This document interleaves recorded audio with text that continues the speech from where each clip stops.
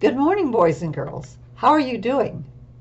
Today we're going to do the fourth resurrection egg. Do you remember number 1? The donkey. Jesus rode into Jerusalem on a donkey, and the people sang and praised him. Egg number 2, the coins. Judas, one of the disciples, one of Jesus' followers, betrayed him for 30 pieces of silver. Egg number 3 was the cup. Before Jesus gave us Holy Communion at that Last Supper, he knew what was going to happen, and Judas left. And then he took the cup, he took the bread, and he gave himself to us in Holy Communion. You second graders, you're getting ready for your first Holy Communion pretty soon. Well, today we take the orange egg, and let's see what is in it.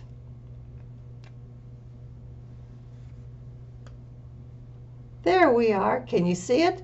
It's the praying hands. Do you remember why we have praying hands? After Jesus finished his supper, he was sad. He knew what was going to happen.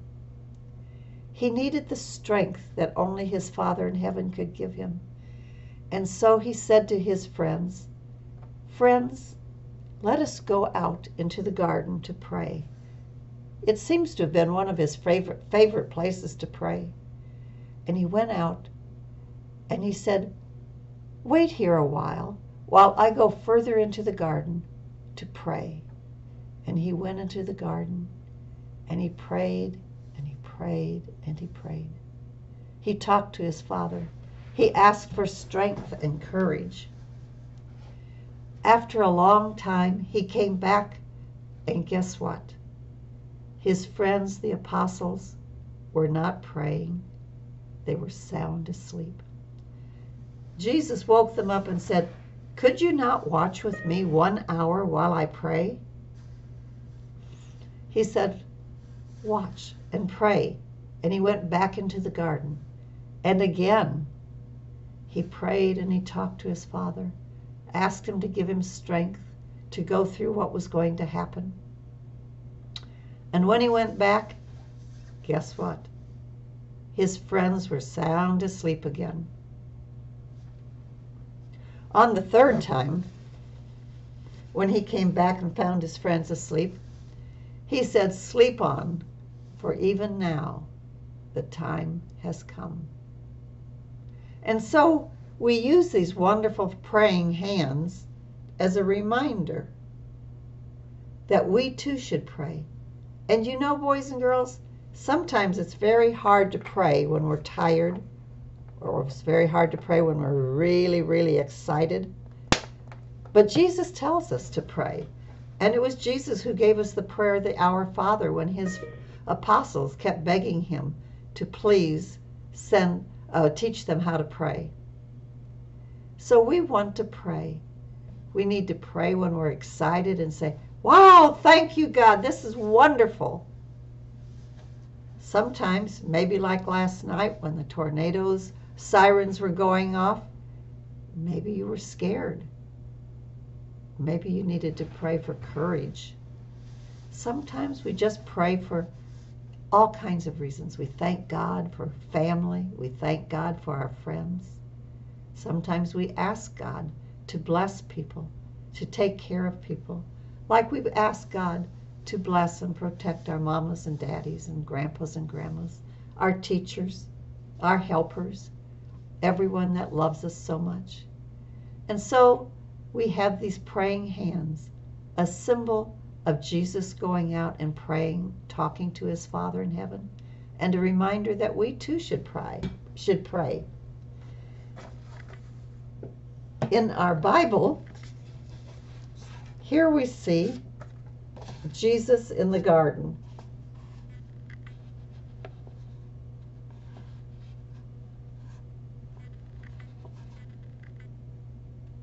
And it says, "It was night. Jesus took his friends to a garden, and there Jesus prayed. And there Judas carried out his bad idea. He led soldiers to the garden, and he showed them where Jesus was. And he came up to him and gave him the kiss of friendship. Jesus knew that he would do that, and it was all right. Jesus went with the soldiers. Okay, now, boys and girls, pre-K, you probably have this picture of the praying hands. When you take time to color it, think about all the people you want to pray for. Think of your classmates. Think of Miss Johnny and Miss Ann and Miss Rhonda and Miss Joyce, of Miss Martin, of Mama and Daddy, Grandpa and Grandma, and all the people who take care of you. Kindergarten and first grade.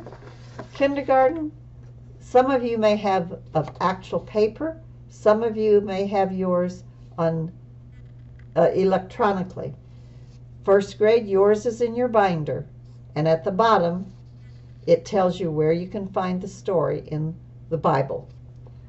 Again, second grade, in the back of your binder you have this. What was in egg number 4? And what does it remind you of? Think about it before you write that down. First graders, you also have a page in I Meet Jesus. And here you can see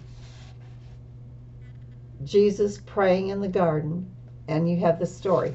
And the 2 pages before that are the pages of Jesus at the Last Supper. After he gives us Holy Communion, he goes out into the garden to pray.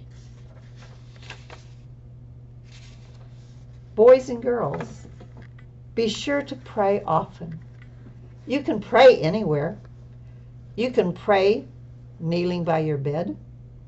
You can pray lying in your bed. That's when I like to pray at night before I go to sleep. I get in bed and then I start thanking God for all the good things that have happened to me during the day, for things I have, for friends I have, for my wonderful family, for our school family and our friends, for air conditioning, for heating, for protection, for a home, a place to live.